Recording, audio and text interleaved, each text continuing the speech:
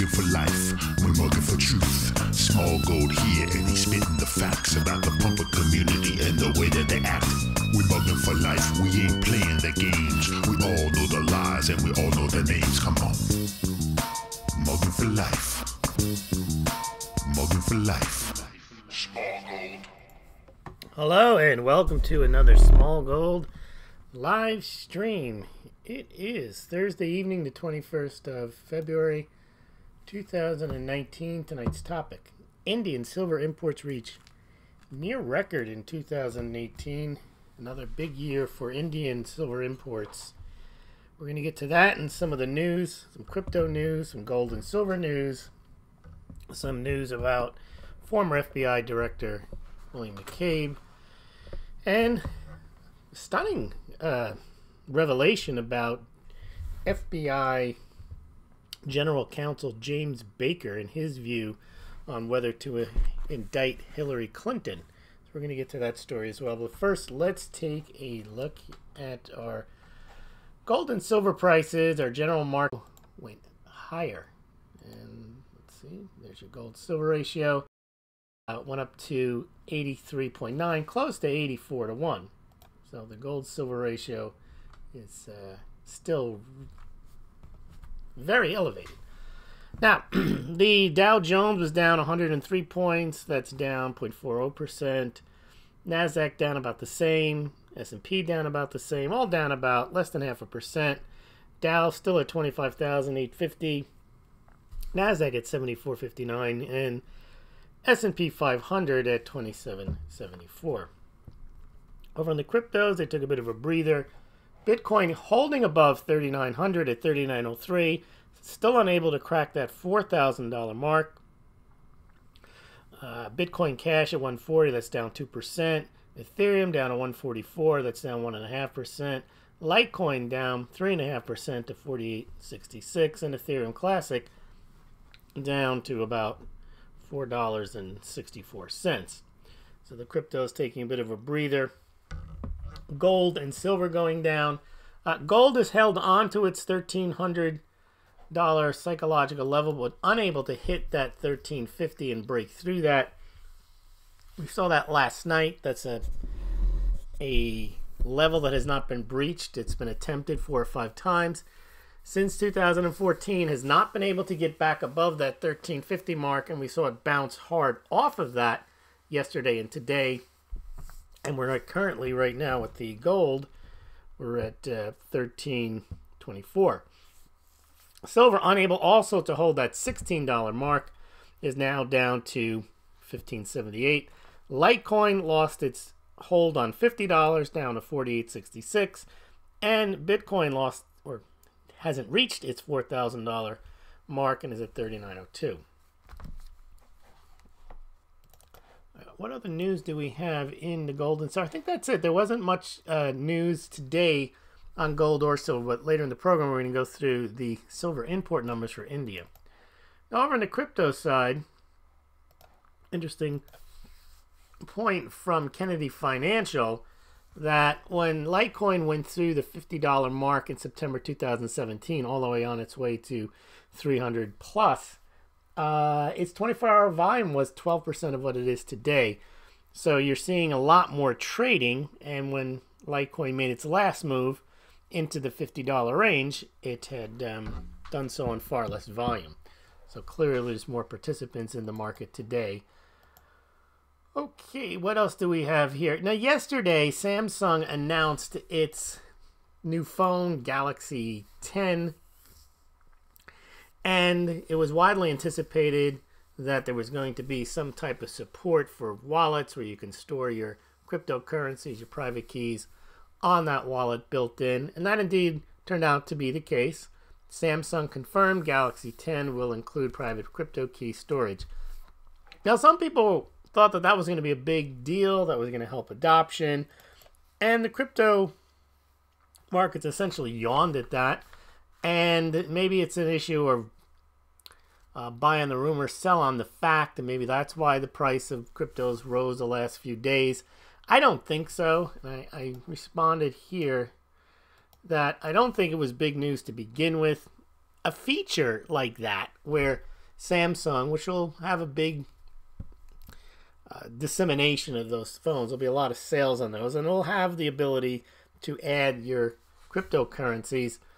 But my point is that that might appeal to some crypto holders, but some might not even want that. I mean, they may say, I'm not going to keep my cryptocurrencies on the phone there.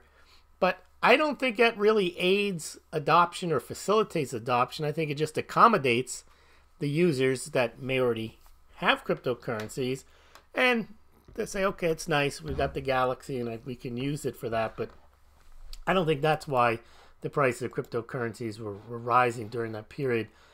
Now, one more thing, Bitcoin pumper. This is an interesting pump here. Bitcoin will hit $1 million, says IBM's VP of blockchain, Jesse Lund.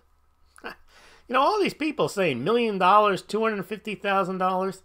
If you actually believe that, I mean, you should just go out and buy 100 of them. I mean, if it's going to, what's his name, John McAfee is going to $1 million to whatever they're saying. I don't understand. Why don't they? I mean, it's $3,700. Why aren't they just buying as much as they can? There's only 18 million that have been mined so far. There's not that many of them. I'm just surprised with all this people making these types of pronouncements. You would think they would, maybe they are, would be buying hand over fist, as they say. I mean, if I actually believed Bitcoin was going to $1 million, I'd try to get like at least 10 of them. $10 million is that's a nice piece of change. And, that's $30,000, $40,000 invested today. $10 million when, I don't know, it hits $1 million eventually. I don't believe that, and that's why I'm not going out of my way to try to find, beg, borrow, or steal money to buy a Bitcoin, because I'm thinking it's going to go to $1 million. But there are people out there, they say this all the time. They insist on it. It's destined to happen. I don't know. All right, now let's go over to the markets today, because we've had a lot of talk about the slowing economy. The interest rate hikes have really started to pitch in. And that's always the case. I mean, they have a delayed effect. The U.S., the Fed, has actually raised interest rates. They're at over 2%. That's a big deal for the U.S., given that Japan, Bank of England, ECBs range from negative to very much to zero to just slightly positive. So the U.S. was way out in front, and those interest rates are starting to have a bit of a bite on the economy, as well as the government shutdown, but that's temporary. But according to the Atlanta Fed, their GDP now estimate has been cut for the fourth quarter to 1.4%. Now, Bullard, St. Louis Fed president, yakking and yakking and yakking. Today, he goes on TV, talks about he thinks that the current rate is a bit too high. Well, now he says he's the minority at the Fed. However, that would mean he favors the next move to be an interest rate cut. And why does he say that? Well, he's talking about how he thinks that we're not close to our inflation target, which means you don't need to raise rates anymore. But he's also talking about the normalization process in the United States is coming to an end, meaning guess we don't need to continue this raising of interest rates and winding down the balance sheet. And he's saying because we might miss this 2% inflation target, there's really no reason to keep tightening. So he wants to slam the brakes on that, it sounds like, and perhaps go in the other direction. Other things that he said today. Bullard is popular for, they always trot him out when they want to do a little yak attack to condition the markets. But here he says, economy is slowing, although not terribly. Again, another sign that we're not going to be raising rates into a slowing economy. Well, that's obvious, at least the way the Fed thinks, is you raise rates into an economy to prevent it from overheating because you think your inflation target's going to get met. That's the way they analyze economics. And then he says, don't want to react directly to markets. But then he said the yield curve should get more attention. And what he was talking about there is that the Fed now has cottoned on to the idea, that I forgot who it was, but who noticed this back about 20 years ago, that when the yield curve inverts, that generally within 6 to 20 months or something, you have a recession, and we did have an inverted yield curve, so we should be cognizant of this. And again, what he's trying to do is, he's not validating the yield curve analysis, or he's putting together a bunch of different reasons to be able to trot him out on CNBC, I think that's where he was, to mention that, hey, we're not looking to be so tight anymore. We may even consider lowering interest rates. I mean, that's basically what he's out there to do. He's not out there just to talk. He's out there to condition markets, and that's what he did. Now, today, to give credibility to that concept that the economy is slowing, Atlanta Fed, GDP now down to 1.4% estimate for the fourth quarter 2018. Philly Fed orders monthly biggest drop since Lehman bankruptcy. And that's Zero Hedge putting a spin on it since Lehman bankruptcy, but did highlight that there was a drop in productivity there. And again, that's not a good sign. And if that's the case, you may start to see the Fed start talking a bit more like Bullard. And you may start to see a majority of the Fed participants or FOMC members, voting or non-voting, talk about what their future plans for policy are. All right, what else do we got here? Now, McCabe and Comey, very interesting. I mean, these are... I should probably play Moronica, because I would think if there weren't politics involved in here, a lot of this stuff is just clearly moronic. Uh-oh, we got a moron here. Presenting the distinguished international news commentator and foreign correspondent, Smaulgld. This has been an extraordinary week in world affairs. No, I told Hillary Clinton that that's moronic. First, we're going to start with James Baker. Now, just take politics out of this. And I think what's happened is politics have made people just dumb. Because once you have a horse in the race and you think that you're right and the other side is wrong, then you're pretty much willing to accept. It's the same thing when... Let me step back here. I don't mean to play armchair psychologist, but I think this is instructive. If you love silver, or you love gold, or you love Bitcoin, or you love Litecoin, or you love Hillary Clinton, or you love Donald Trump, you're going to listen to whatever people are saying, even if it doesn't make a stitch of sense, about why Bitcoin is set to skyrocket, silver's going to the moon, Hillary Clinton's going to win, Donald Trump is going to smash Hillary Clinton. You listen to that. You're going to listen to it. You're preconceived, ready to listen to it. And even if you're being objective, whatever that person is saying in favor of your asset or favorite candidate is moronic, because you're not willing to see it. Now, what happened with Hillary Clinton, and again, take politics out of it. Let's say you don't care who she's running against. A person who puts a server in their basement and then has a bunch of phony email names. And then what happens? You get the whataboutism. Forget whataboutism. That's part of politics. Don't let politics cloud your analysis. And for years, operates and uses the server to send emails back and forth to people. Some of it classified, some of it highly sensitive information. That is, if you look at the plain language of the statute, that is gross negligence. There's no way around it. And gross negligence doesn't require any intent. And so you have to be a moron to think that because James Comey comes out and says, well, she didn't mean to do it, that somehow that's okay, that somehow makes sense. And it only makes sense to somebody who wants to see Hillary Clinton exonerated. That's the only way it makes sense. Because, again, if it was, let's say it was Donald Trump and he had done this, clearly, I don't think anyone would even try to defend that what he did was proper.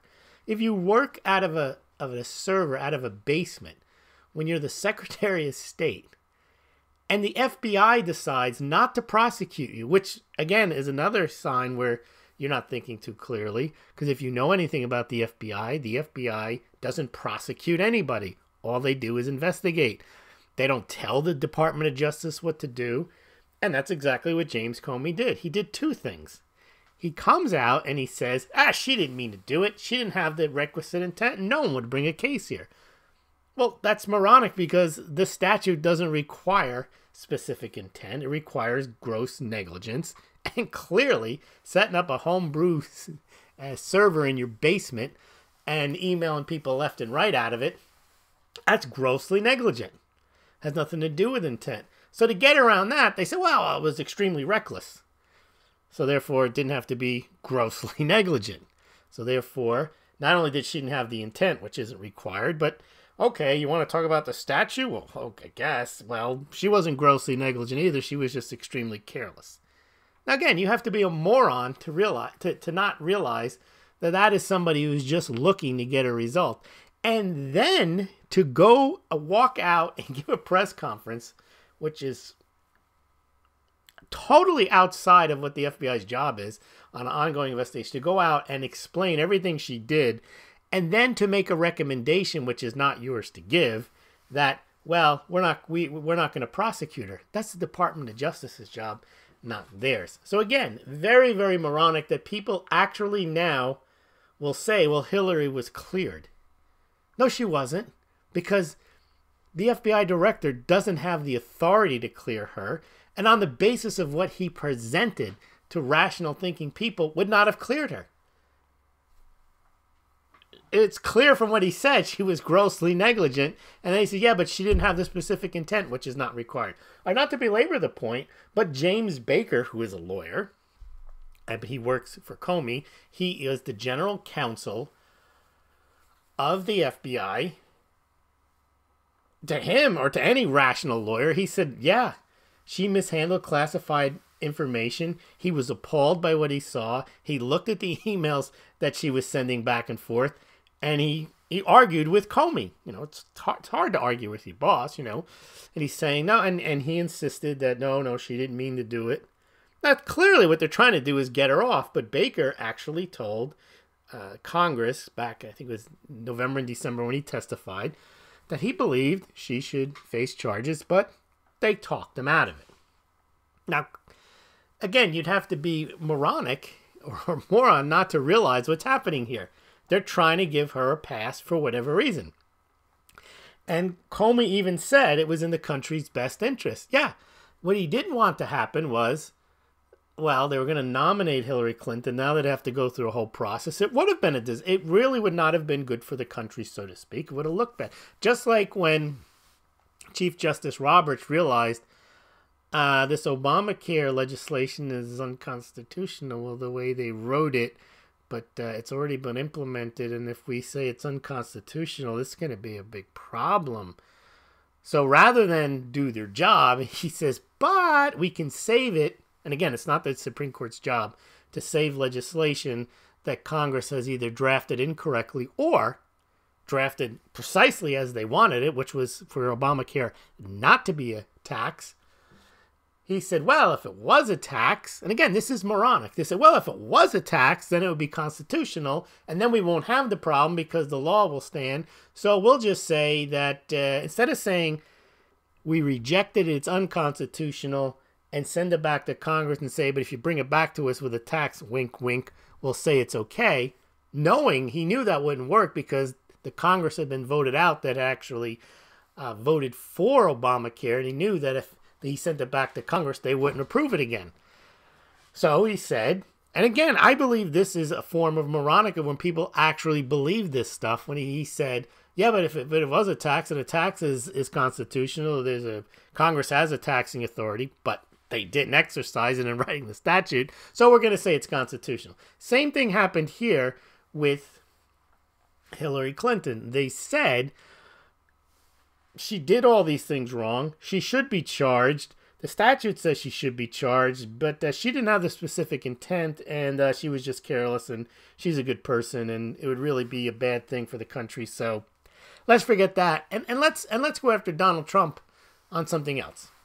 And Baker clearly thought that she should be. I think any lawyer would, again, unless you're partisan, there's no way what she did any other person would have gotten away with. And in fact, James Comey said that at the time. This is not to say that someone in similarly situated circumstances does the same thing, that they would have no consequences. Well, then why isn't she facing consequences? Now, McCabe, this is also more, for people to actually think that this is okay what he did. And the only people who could think that what he did was okay are because they're against Trump. The 25th Amendment is designed to get rid of a president who is incapacitated. And it is designed to be evoked by the cabinet members and the vice president. For the FBI to be involved in trying to figure out how they can get the cabinet members to evoke the 25th Amendment when their investigation doesn't show that he's mentally unfit. It's not their job to determine whether he's mentally unfit. And in fact, they didn't make a determination he was mentally unfit. They made a determination that he shouldn't have been elected president because Hillary Clinton should have won, and that he may have colluded with Russia based on something we're not quite sure why, but we think that he might have been. Okay, that may be within their purview to investigate Russian collusion, but it's got nothing to do with the 25th Amendment. So you can see that the FBI, both with Comey and McCabe, went out of their way to exonerate Hillary Clinton and you'd have to be, I think, deficient in your ability to look at things objectively to see it any other way. Because people get very emotional when you point this out to, oh, you're just shilling for you, you're a Trumper. No, it's got nothing to do with that. It's really what happens is once you become political or once you become devoted to an asset, you can't see logic on anything. You just think that silver's got to go to them. Like when I talk about the gold-silver ratio, they don't want to hear that. If you believe in silver so much, you just, it's not true. I just have to believe that the gold-silver ratio is too high. And you can point out all the logic and all the rationale and all the history, and you're never going to believe it. Once you've drawn your lot, that you're a Trump supporter, you're a Hillary supporter, you're a gold pumper or silver, whatever it is, it's very hard for people to see something else, and it makes you actually take a position. I think that is close to moronic, because here is a guy, McCabe, he's working with Rosen to try to figure out which cabinet members would support a bid to oust him. That's not his job. Why does he think that that's his job to do? Why? Because he doesn't like Trump. And if you don't like Trump, you're like, yeah, you go, guy. You go get him. Yeah, he's unfit. That's what the FBI is supposed to be doing. All right, what else happened? Now it goes all the way to Jeff Sessions. He's on firing line with this Margaret Hoover person here. And she asks him, are you telegraphing here the FBI opened an investigation into Attorney General Sessions? And he did not want to deny that. And again, what's he trying to do? I guess he figured they did not want Trump to have an Attorney General who might look into what they were doing. Now, it's very interesting.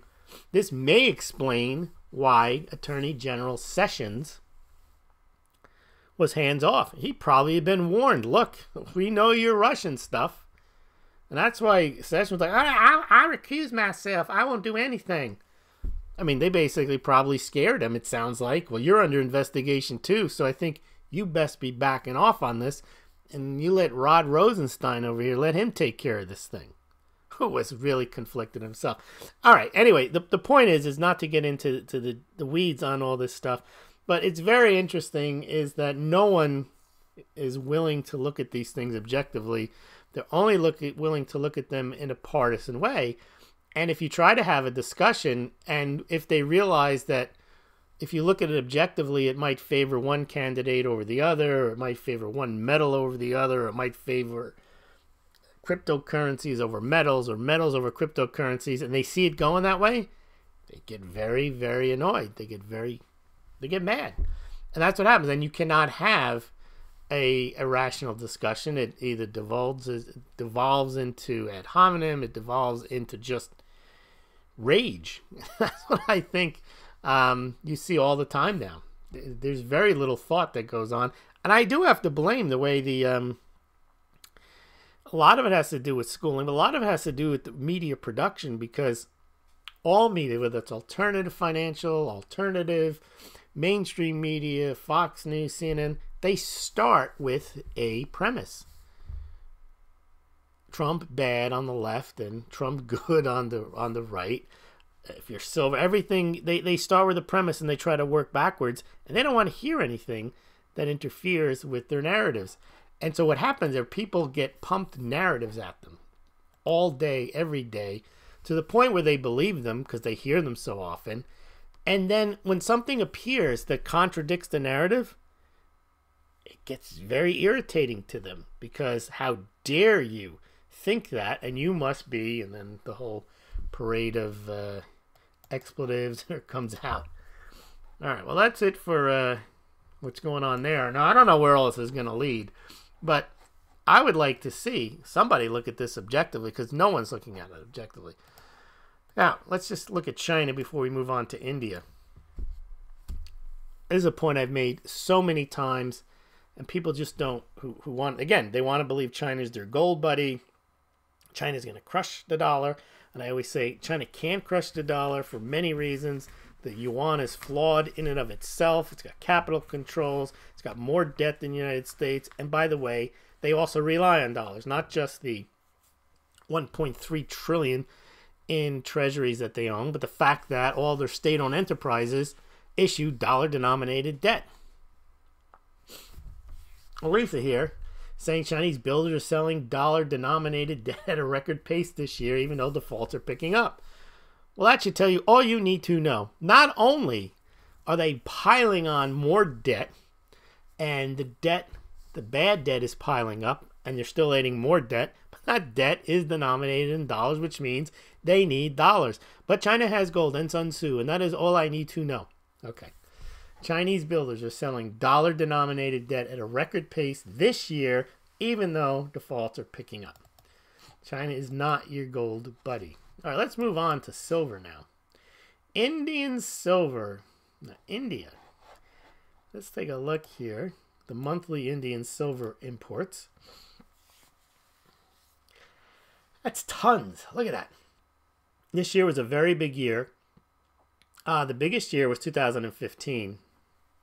And you can see these are monthly. This doesn't really, you really can't tell a lot from that, other than they do often bring into the country 750, 800, 900, 1,000 tons of silver in a given month, especially in 2015, which is where you see the far end is August 2014. But you see to the far left, there were many months where they're bringing massive amounts. And then 2016 is the middle of the chart. They kind of slacked off. But 2018 was a near record year. Let's see how that looks on an annualized basis here. I got the... Now first, let's just do this year versus last year. 18 versus 19. And there you can see, for the first time in a while, in October 2018... India imported over 1,000 tons of silver. This is a massive amount of silver. And basically only 2 months in 2018 did they import less than the year before. You can see all the red lines there, just obliterating 2017, which wasn't a bad year. And here, we'll take a look at it now. Here is the annualized charts. And there you go. 2018, 7,654 tons. That is a massive amount of silver. That is a near record to 2015 when it was 8,529 tons. And it beats the 2014 runner-up at 7,169 tons. So silver is definitely on the rise. Now remember, the silver in India, this isn't because Indians have become silver stackers and believers in silver rounds and bars. This is, for the large part, industrial, jewelry, and silverware. They love silverware. This is not bars and rounds. But that doesn't mean that they don't view it as valuable. They just don't have the same mentality that they're going to stack silver because of the collapse. It's mainly because they have some extra cash. Indians have become more wealthy, more prosperous, and they don't always buy gold because that may be special occasions. And, you know, a lot of them buy silver jewelry. They buy silverware sets. Silverware accounts for 70% of the world's silverware. Virtually no one in the United States buys silverware anymore, but Indians seem to like it. And you can see this is big. This is the, they can account for, I think last year, 25-30% of overall silver demand. And that's a very important source. And you can see, if you were to take, I don't got 2018 on here yet, but basically, India imports, not that they get it all from Mexico, but they can take out all of Mexico's and half of Peru's silver production to meet their own needs. They don't have much silver production themselves. You can see they're not in the top 10 here. Then China, which is not a big silver consumer. I mean, they're relatively big, but on the investment side, Americans actually buy more silver for investment purposes than Chinese do. But I think Chinese buy 10 times the amount of gold that Americans do. And then after that, there's not many places where there's a lot of silver. I mean, Mexico and Peru and China are your big silver producers, and then the rest of it, you know, you got to cobble it together. And so India's pretty much taking up a good portion of the world's silver. All right, let's see what you guys are saying over in the comments here. Let's get rid of that. Let's see what you guys have been saying. Well, it doesn't look like the chat is working. I'm not even sure that any of this worked. So I'm just going to, unless, looks like we're disconnected. Ah, there we go. That's going to work. Okay. Live chat. All right. Well, actually, I can't read all the comments. That's too bad.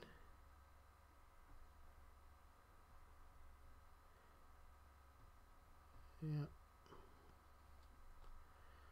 All right. Well, we'll have to come back tomorrow when the chat is working properly. I really can't see all the comments here. I want to thank everyone for joining me tonight, and we'll be back again tomorrow night. And remember, on Saturday night, you know, Saturday night is normally Saturday night silver with Smaulgld. However, this Saturday night, it's going to be Saturday night silver with Smaulgld and Salivate Metal. That's right. We're going to have Salivate Metal on Saturday night, starting at 6:30 Eastern Standard Time. So please join us then. And we'll see you tomorrow, though. Tomorrow's Friday. And have a good night.